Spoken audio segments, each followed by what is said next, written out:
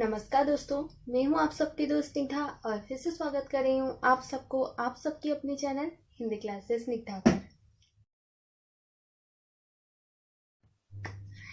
दोस्तों, आज की हमारी जो विषय वस्तु है यानी कि आज हम जिस बारे में चर्चा करने जा रहे हैं वो है हमारी एनटीए नेट यानी कि हमारी यूजीसी नेट की 21/7 यानी कि नाटक विधा से ये आता है। और आज हम जिस बारे में चर्चा करने जा रहे हैं वो एक ऐसी नाटक है जो कि काफ़ी प्रसिद्ध है और एक ऐतिहासिक नाटक है।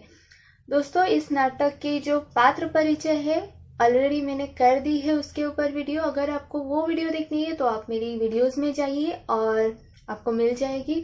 और इस नाटक का नाम है जयशंकर प्रसाद जी के प्रसिद्ध नाटक चंद्रगुप्त, जिसका प्रकाशन हुआ था 1931 में।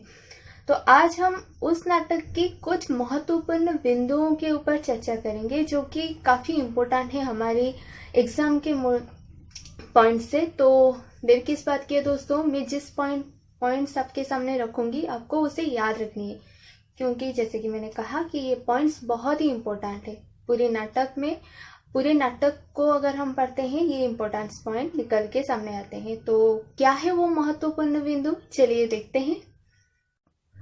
दोस्तों, यहाँ पर पहले से चंद्रगुप्त नाटक का जो महत्वपूर्ण बिंदु, तो चंद्रगुप्त नाटक प्रकाशित हुआ था 1931 में और ये जयशंकर प्रसाद जी के एक ऐतिहासिक नाटक था, ये याद रखिए। अब हम बात करते हैं क्या क्या महत्वपूर्ण बिंदु इसमें उपलब्ध है। तो ये नाटक जो है 4 अंकों में विभाजित है, याद रखिए ये नाटक 4 अंकों में विभाजित है।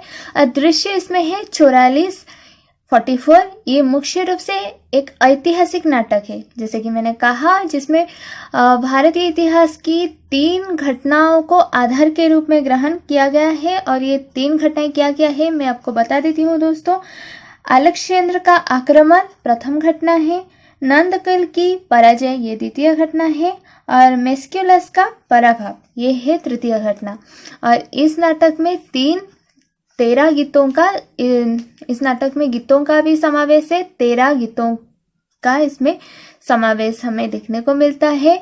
और इसमें हमें देशात्मबोधक गीत गाना और उसके साथ साथ श्रृंगार परक और वीर रस परक गीतों को भी देखने को मिलता है। और नाटक के प्रथम एवं चतुर्थ अंक में 11 और 14 दृश्य हमें मिलेंगे। नाटक के प्रथम एवं चतुर्थ अंकों में 11 और 14 दृश्य हमें देखने को मिलेंगे। उसी तरह से नाटक की अगर हम बात करते हैं द्वितीय एवं तृतीय अंकों के बारे में 10 और 9 दृश्य हमें देखने को मिलेंगे। इसके अतिरिक्त तृतीय अंक का जो प्रारंभ होता है वो बिपाशा नदी की तट पर से होता है। कहाँ से होता है? बिपाशा नदी के तट पर से इसका जो आरंभ होता है। तो दोस्तों, यहाँ पर मैं आपको इस महत्वपूर्ण बिंदु के अलावा कुछ और भी बताना चाहती हूँ, जैसे कि इस नाटक का उद्देश्य हो सकता है ये भी हमारे एग्जाम में आ सकता है। तो उद्देश्य जो है प्रसाद जी का, तो इस नाटक के कथा वस्तु को अगर हम पढ़ते हैं तो कथा वस्तु को पढ़कर हमें यह एहसास होता है कि मुख्य रूप में राष्ट्रीय भावना को जागृत करना ही नाटककार यानी कि प्रसाद जी की यहाँ पर मुख्य जो उद्देश्य है वो होगा। मतलब उनका जो मुख्य उद्देश्य नाटक रचना करने के पीछे है वो है हमारे भारतीयों के मन में राष्ट्रीय भावना का उजागर करना। तो दोस्तों, ये बात का प्रमाण हमें कहाँ से मिलती है? ये बात का जो प्रमाण, राष्ट्रीय भावना का जागृत करने का जो प्रमाण है वो हमें मिलती है एक कैरेक्टर है इसमें जिसका नाम है अलका। जो चरित्र है अलका चरित्र, वो एक प्रणय गीत गाती है जिससे स्पष्ट होती है कि यहाँ पर राष्ट्रीय भावना का जागरण करना ही यहाँ पर हमारे नाटककार की उद्देश्य रही होगी। तो अगर हम रस दृष्टि, ये गया उद्देश्य, राष्ट्रीय भावना का उजागर करना जयशंकर प्रसाद जी की चंद्रगुप्त रचना के पीछे, चंद्रगुप्त नाटक रचना के पीछे उद्देश्य है। और अगर हम बात करते हैं रस दृष्टि यानी कि रसों के बारे में, तो इस नाटक में मुख्य रूप में प्रधानता है वीर रस की। ये वीरात्मक ऐतिहासिक नाटक है और वीर रस का इसमें मुख्य रूप में प्रधानता है, यानी कि प्रधानता इस नाटक में है वीर रस की। और इसके साथ अगर हम देखते हैं श्रृंगार रस भी वीर रस की पुष्टि में प्रयुक्त हुए हैं।